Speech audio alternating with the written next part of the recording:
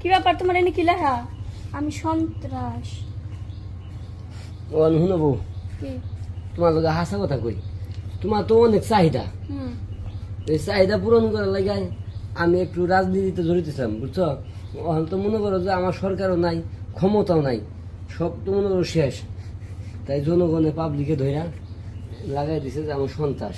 আমি সন্ত্রাস করে গেছিলাম, মায়েরও দিছে, হেরেও লাগাই দিছে। 3 মাসের আগ পর্যন্ত খোলা পাবো না। কি কইতাছো? আমি তো জানি যে তুমি রাজনীতি করো, তুমি যে সন্ত্রাসগিরিও করো এটা তো আমি জানি না। তুমি তো তাইলে একটা সন্ত্রাস, এই জন্যই তো তোমার এটা লেখা দিছে। বউ, তুমি এই কথা কবার ফেললা?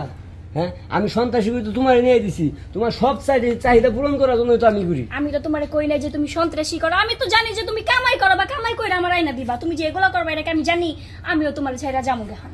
তুমি আমার ছেড়ে যাও না, তো আমার পাশার কেউ নাই, আমার পুলিশে বিচাইতেছে। বিসরাই এই যে লাই তুমি তো সন্ত্রাস দেখে লেখা দিছো জনগণে, তোমার যেমন জুতা